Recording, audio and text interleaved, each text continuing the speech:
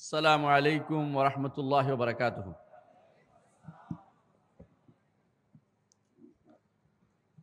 আলহামদুলিল্লাহি রাব্বিল আলামিন ওয়াসসালাতু ওয়াসসালামু আলা আশরাফিল আমবিয়া ওয়াল মুরসালিন নবিয়িনা মুহাম্মাদিন ওয়া আলা আলিহি ওয়া আসহাবিহি আজমাইন। আম্মা বা'দ। জামিয়া সালাফিয়া রাজশাহীতে আসার আগে এত দূরে সফর করতে পারবো চিন্তা করিনি। শেষ পর্যন্ত শেখ আব্দুর রাজ্জাক বিন ইউসুফ অনুরোধ করলেন যে আপনাকে আসতেই হবে, সেই জন্য আসলাম। আপনারা আমার শরীরের অবস্থা ভালো করেই জানেন। দোয়া করবেন আল্লাহ যেন আপনাদেরকে যে উদ্দেশ্যে এসেছেন তার কিছু শোনাতে পারি এবং আপনারা এখান থেকে ইনশাআল্লাহ বিশাল আলো নিয়ে যাবেন, এই বিশ্বাস আমি রাখি। প্রিয় ভাইয়েরা, আল্লাহ তাআলা বলেছেন, কুল ইন্নামা আনা বাশারুম মিসলুকুম ইউহা ইলাইয়া আন্নামা ইলাহুকুম ইলাহুন ওয়াহিদ ফামান কানা ইয়ারজু লিকা রাব্বিহি ফালইয়ামাল আমালান সালিহান ওয়ালা ইউশরিক বিইবাদাতি রাব্বি আহাদা। হে নবী, আপনি বলে দিন, আমি তোমাদের মতো একজন মানুষ। আমার শ্রেষ্ঠত্ব হচ্ছে আমার কাছে ওহী প্রেরণ করা হয়। সূরা কাহফের 110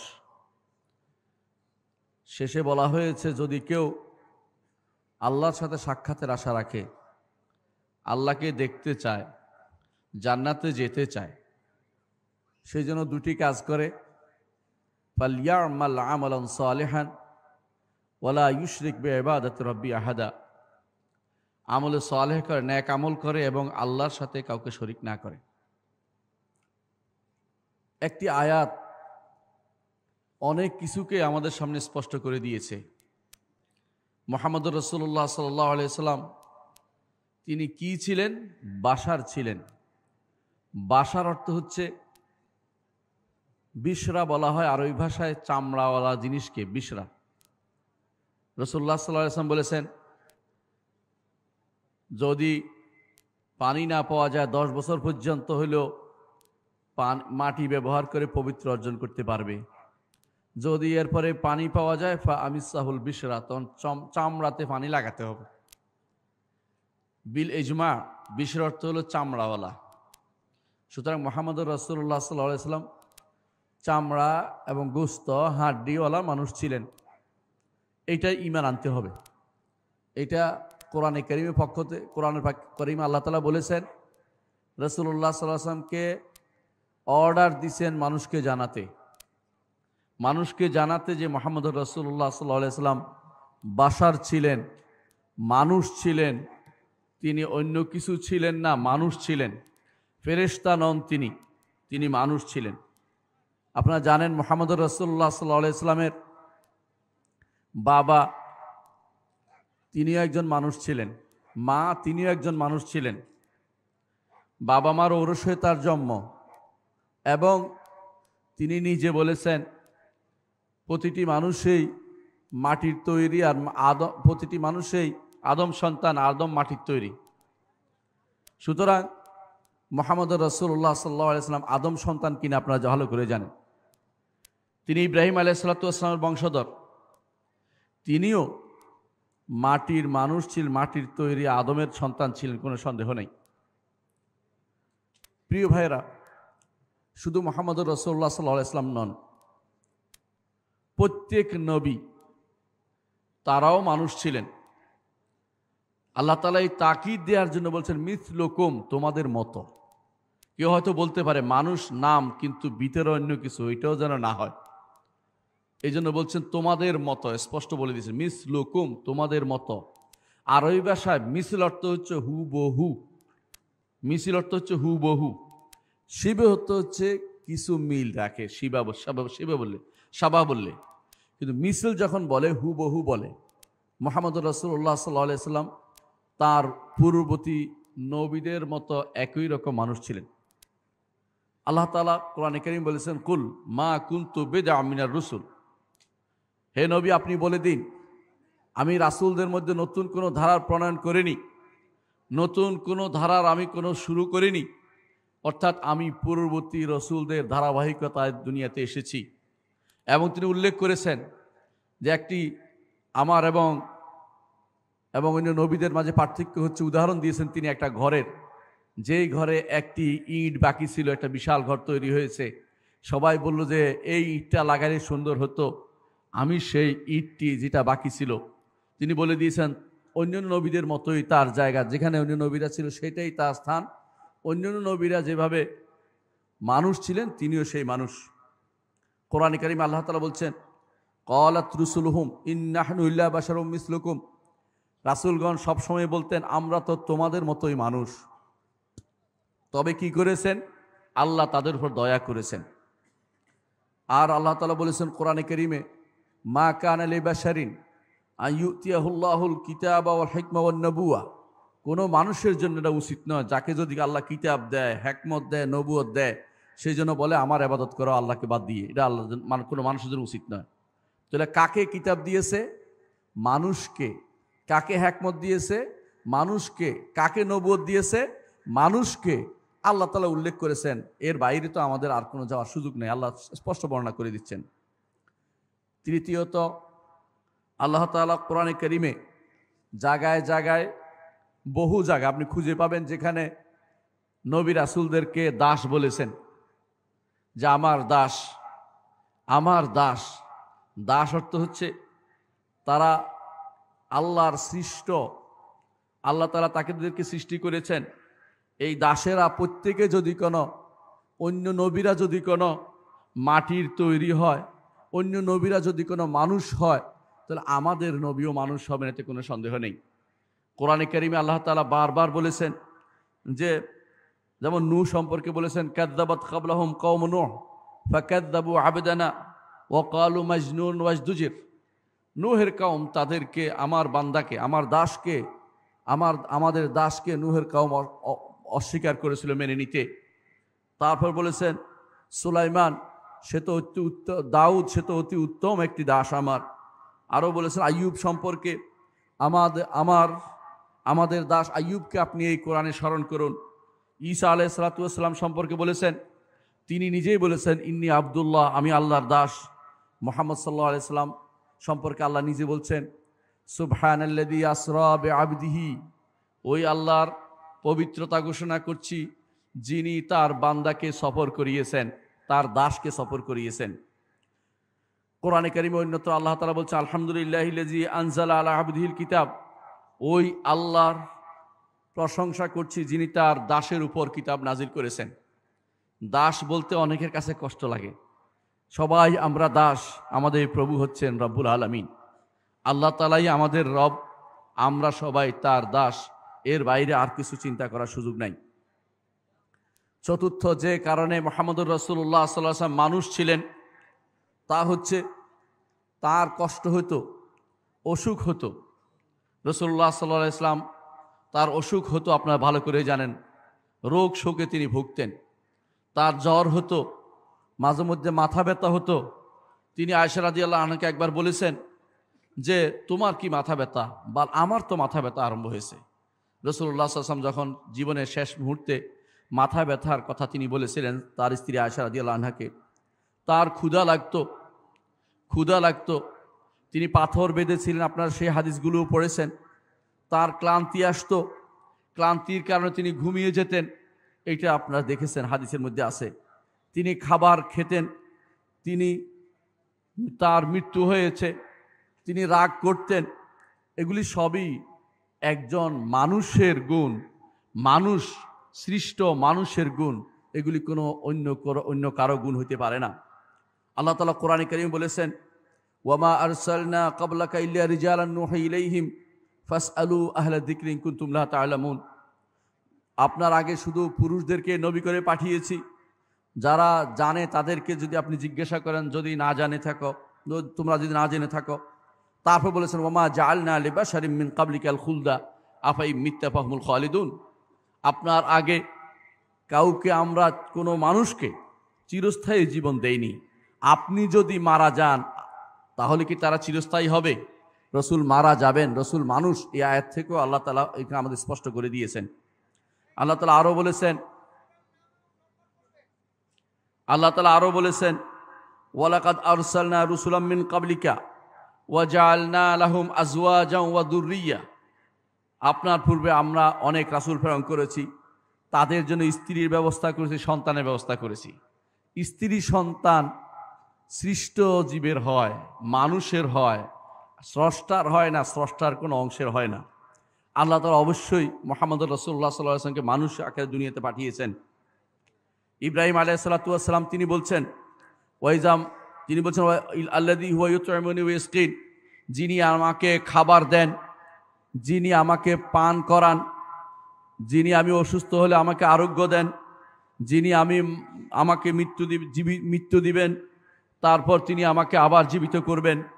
তাহলে বোঝা গেল যে নবীরা সব মারা যাবেন, নবীরা মানুষ ছিলেন। তারপর আল্লাহ তাআলা বলছেন লূত আলাইহিস সালাতু ওয়াস সালাম সম্পর্কে যে তিনি বিপদে পড়ে তিনি অত্যন্ত অসহায় বোধ করছিলেন। যখন তার কাছে সুন্দর চেহারার ফেরেশতারা আসলো এবং তাদেরকে ধরার জন্য তার কওমের লোকেরা দৌড়াতে আরম্ভ করলো, তিনি দাকা বিহিম জারআন, তার হাত সামনে, তার অসহায় বোধ করছিলেন। তখন ইয়াকুব আলাইহিস সালাতু ওয়াস সালাম তিনি আফসোস করছিলেন, সন্তান হারানোর ভয়ে তিনি বলছেন যে আমার সন্তানকে দেয়া যাবে না, তাকে বাঘে খেয়ে ফেলবে, আমার পেরেশানি আসবে। মুহাম্মদ রাসূলুল্লাহ সাল্লাল্লাহু আলাইহি ওয়াসাল্লাম সম্পর্কে আল্লাহ তাআলা বলছেন ইন্নাকা মাইয়িতুন ওয়া ইন্নাহুম মাইয়িতুন, আপনি মরণশীল, আপনি মরবেন, তারাও মরবে। আল্লাহ মুহাম্মদ রাসূলুল্লাহ সাল্লাল্লাহু আলাইহি ওয়াসাল্লাম সম্পর্কে বলেছেন। সুতরাং তিনি মারা গেছেন, এইটাই বিশ্বাস করতে হবে।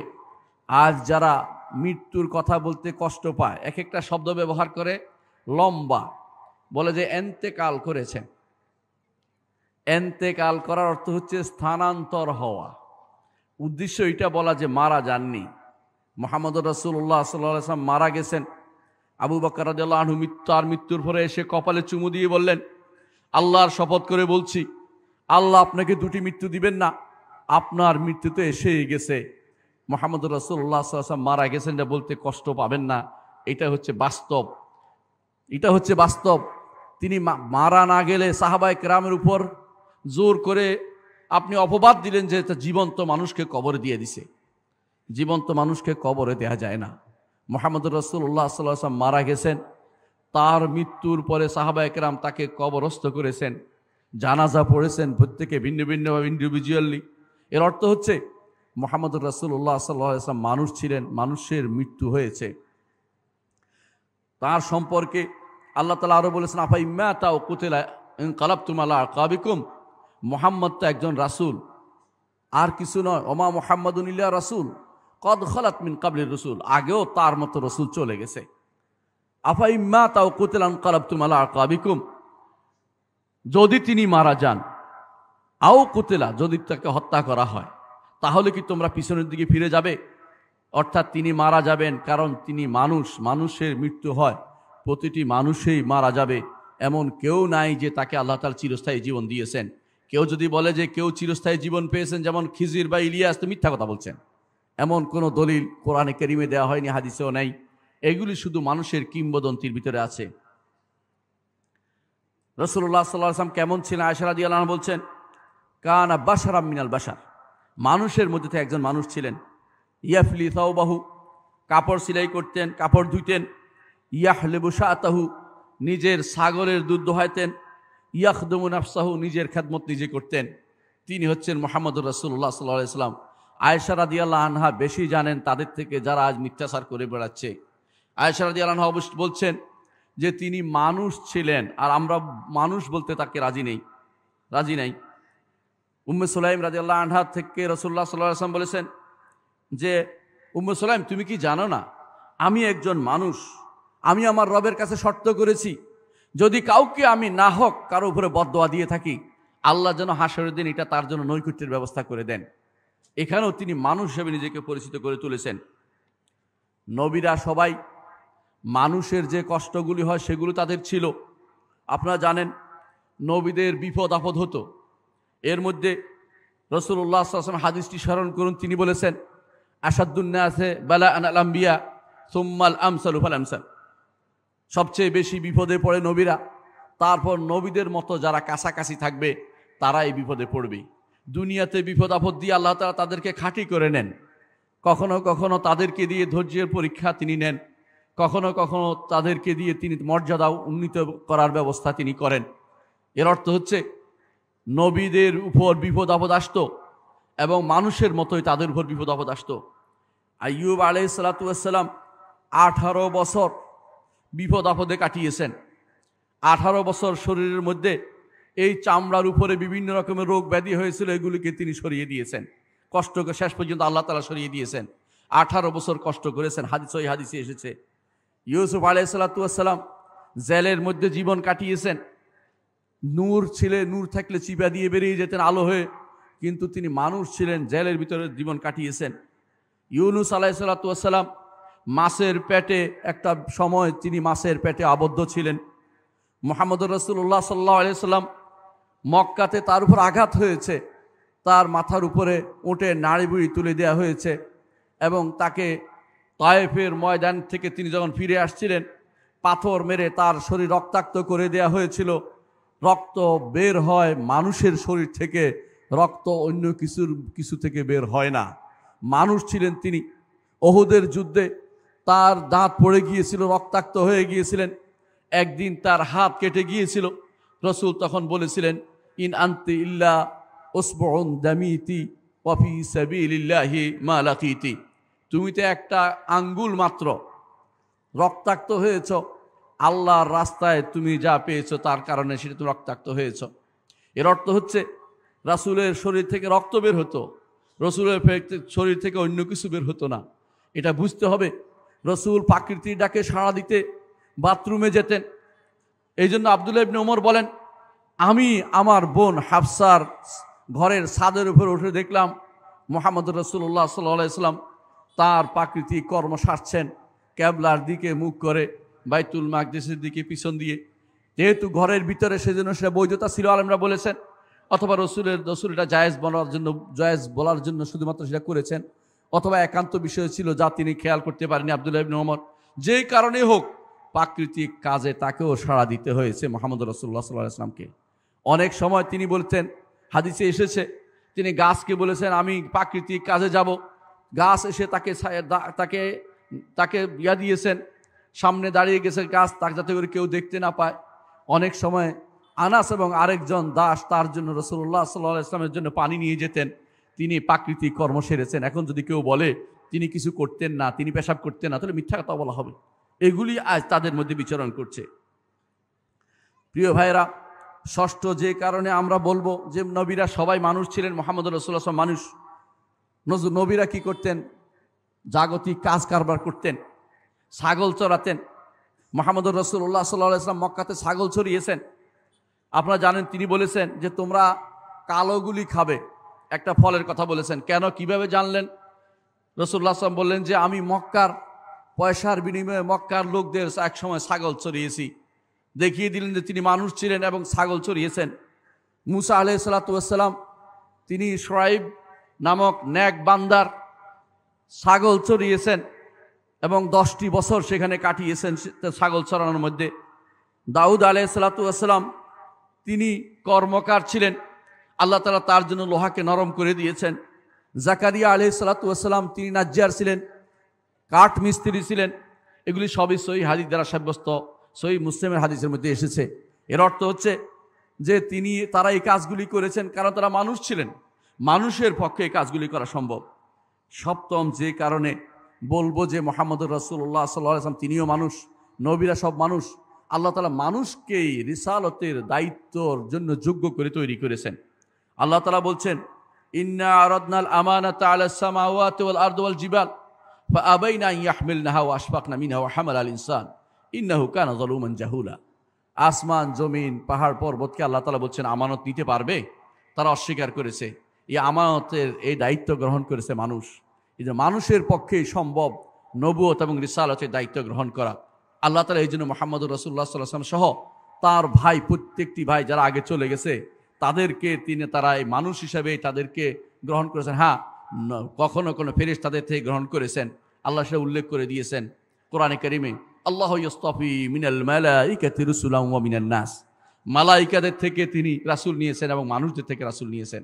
মানুষদের থেকে যে রাসূল নিয়েছেন তারা সারা মানুষের কাছে প্রেরিত হয়েছেন। আর মালাইকাদের থেকে যে রাসূল নিয়েছেন তিনি হচ্ছেন জিবরিল আলাইহিস সালাতু ওয়াস সালাম। তাকে তিনি স্পেশালি নবীদের কাছে পাঠাতেন, বিভিন্ন রকমের আল্লাহর ওয়াহি দিয়ে, বাণী দিয়ে তাদের কাছে পাঠিয়েছেন।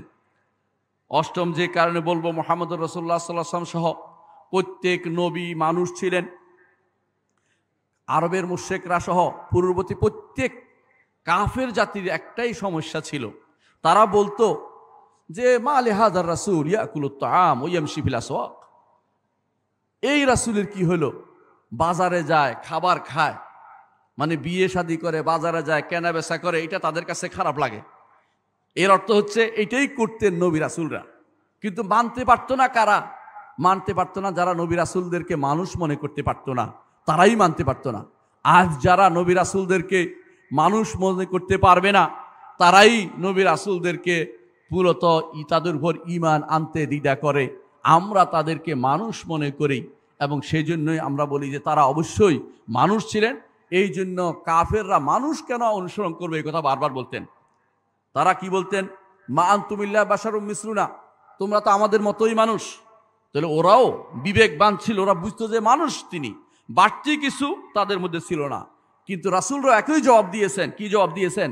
ইন্নাহনু ইল্লা বাশারুম মিসলুকুম, আমরা তোমাদের মতোই মানুষ, আমরা তোমাদের মতোই মানুষ। ওয়ালাকিন্নাল্লাহ ইয়ামুন্নু আলা মান ইয়াশা মিন ইবাদি, কিন্তু আল্লাহ তার বান্দাদের মধ্যে যার উপরে ইহসান করেন, দয়া করে দুটি কাজ করেন। একটি হচ্ছে নবুয়তের জন্য তাকে তৈরি করেন, দ্বিতীয় হচ্ছে তাকে নবুয়ত প্রদান করেন। এই আহলে সুন্নাত ওয়াল জামাতের আকীদার অংশ এটা। দুইটা কাজ করেন, শুধুমাত্র পছন্দ করে যাকে তাকে দেন না, আগে থেকে তাকে তৈরি করেন। যেমন মুসা আলাইহিস সালাতু ওয়াস সালামকে বলেছেন ওয়াসতানাতুকা লিনাফসি, তোমাকে আমার নিজের জন্য মুসা তৈরি করে নিয়েছি। প্রত্যেক নবীকে ছোট কাল থেকে আল্লাহ তৈরি করে নেন, কিভাবে তাকে মানুষের কাছে পেশ করলে মানুষ গ্রহণযোগ্য আকার তৈরি করে। মানুষ তিনি, মানুষের কোনো সন্দেহ নেই, কিন্তু আল্লাহ দয়া করেছেন তাদের উপরে, তাদেরকে ছোট কাল থেকে ভালো কাজের উপর বড় করেন, অন্যায় অশ্লীল কোনো কাজের উপর তাদেরকে আল্লাহ বড় করেন না। গুনাহ খাতার মধ্যে খারাপ দৃশ্যমান মানুষ দেখে গুনার মধ্যে দেখলে ঘৃণা করবে, এমন কাজ নবীদের দিকে, রসুলদের দিয়ে তিনি করাননি। এই হচ্ছে মান, আল্লাহর পক্ষ থেকে দয়া। নবীরা এটাই বলতেন, আমরা তো তোমাদের মতোই মানুষ ছিলাম, কিন্তু আল্লাহ আমাদের উপর দয়া করেছেন, দয়া করে আমাদেরকে তৈরি করেছেন এবং নবুয়ত এবং রিসালাত প্রদান করেছেন। নবম যে কারণে তারা মানুষ ছিলেন, সেটা হচ্ছে এরা সবসময় বলতো, পূর্ব থেকে বলতো, তারা অস্বীকার করত আল্লাহ তারা মানুষদের কেন রাসূল দিবেন, মানুষদের থেকে রাসূল দিতে পারেন না। তাদের কাছে এই ধারণা ছিল। মুশরিকরা বলতো মানুষদের থেকে রাসূল বানাইতে পারেন না। এখন যারা মানুষ নবী বলবে না, তাদের কি অবস্থা হবে আপনারা চিন্তা করেন। তারা কাদের মতো? কাফের মুশরিকদের মতো। তারাও একই কথা বলতো, যে তারা কি বলতো? ওয়ামা মানা'আন নাসা ইউমিনু, আল্লাহ তাআলা বলছেন মানুষে ঈমান আনতে কোন জিনিস বাধা দিয়েছে? ইরজাউল হুদা, যখন তাদের কাছে হেদায়েত আসছে, ইল্লা আন ক্বালু বা'আসাল্লাহু বাশার রাসূলা, তারা বলতো আল্লাহ কি মানুষকে রাসূল বানিয়ে রাসূল আকারে পাঠিয়েছেন? এটা কিভাবে হতে পারে? আরো কি বলতেন? ওয়ালাইন আতাতুম বাশারাম মিসলাকুম ইন্নাকুম ইযাল্লা খাসিরুন, যদি তোমরা তোমাদের মতো কোনো মানুষের অনুসরণ করো তো তোমরা ক্ষতিগ্রস্ত হবে। অর্থাৎ তারা মানুষ হিসেবে জানতো, অনুসরণ করতো না, কে মানি না, জাস্ট মানবে না, এটাই হলো কথা। এবং তারা এটাও বুঝতো, তারা এটা বলতো ক্বালু আবাশারান ইয়াহদুনানা, একটা মানুষ কি আমাদের হেদায়েতের কাজ করবে আমাদের জন্য? তারা বাশার হিসেবে তাকে মেনে নিয়েছে। আর কি বলতো তারা? আবাশারাম মিন্না নাত্তাবিউ, আমাদের মধ্যে থেকে একজন মানুষকে আমরা গ্রহণ করব। আল্লাহ তাআলা কোরআনে কারীমে বলেছেন লাকাদ জাআকুম রাসূলুম মিন আনফুসিকুম, রাসূল পাঠাইছি তোমাদের মধ্যে থেকে, তিনি আরবি, তিনি কুরাশি, তিনি তোমাদের মতোই বাজারে চলাফেরা করেছেন। আগেও কোনোদিন তিনি এই দাবি করেন নাই যে নবুয়তের আগে যেতে আমি এই সেই কিছু দাবি করেন নাই। প্রথম নবুয়তের কথা আল্লাহ যখন তাকে নবুয়ত দিয়ে তাকে সম্মানিত করলেন, তখন তিনি সেই নবুয়তের কথা বলেছেন। 10 নম্বর যে কারণে মুহাম্মদুর রাসূলুল্লাহ সাল্লাল্লাহু আলাইহি ওয়াসাল্লাম মানুষ ছিলেন, তা হচ্ছে আল্লাহ তাআলা তাকে নবুয়ত দিয়ে পাঠানোর পরে কাফেররা এমন জিনিস চাইতো, অলৌকিক জিনিস চাইতো। রসুল শেষে বলে দিয়েছেন কুল সুবহান রাব্বি মা হাল কুনতু ইল্লা বাশারার রাসূলা। কি বলেছেন? ওয়াকালু লান নুমিনা লাকা হাত্তা তাফজুরা লানা মিনাল আরদি ইয়ামবুআ, তোমার উপর ঈমান আনবো না, জমিন থেকে তুমি প্রস্রবণ বের করে দিবে। আও ইয়াকুন লাকা বাইতুম মিন যুখরুফিন, অথবা জমিনের মতো তোমার একটা বিশাল বাড়ি থাকবে, অনেক চাকচিক্যময় বাড়ি থাকবে, ইত্যাদি ইত্যাদি। এইভাবে তারপর বলছেন অথবা তোমার ইমান আনো যতক্ষণ না আকাশ থেকে কিতাব নাজিল হয়েছে দেখতে পাই, যতক্ষণ তাও ইমান আনো যদি না আমরা এরকম দেখতে পাই। তাদের এমন এমন কথা বলতো। কেন বলতো? কারণ মানুষ নবী কিভাবে মানতে পারে, এটা ছিল তাদের সমস্যা। তাহলে কাফেরদের সমস্যা ছিল এটা, যে এই সমস্যা যারা গ্রহণ করে তারাও কাফেরদের মতোই আচরণ করছে আজ। এই জন্য মুহাম্মদ রাসূলুল্লাহ সাল্লাল্লাহু আলাইহি ওয়াসাল্লামকে মানুষই মানতে হবে। এখন আমি কয়েকটা সন্দেহের কথা বলে শেষ করব। এক নম্বর হচ্ছে, তারা বলে যে কোরআনে কারিমে আল্লাহ তাআলা বলছেন কাদ জাআকুম মিনাল্লাহি নূরুন ওয়া কিতাবুম মুবিন, তোমাদের কাছে আল্লাহর পক্ষ থেকে নূর আসছে, স্পষ্ট কিতাব আসছে। তারা বলে যে নূর আর স্পষ্ট কিতাব দুইটা ভিন্ন জিনিস। সুতরাং নূর হচ্ছে রাসূল আর কিতাব হচ্ছে আল্লাহর কিতাব। সুতরাং নূর যেহেতু বলছে সেহেতু এটা মুহাম্মদুর রাসূলুল্লাহ সাল্লাল্লাহু আলাইহি ওয়াসাল্লাম ছাড়া আর কেউ নন।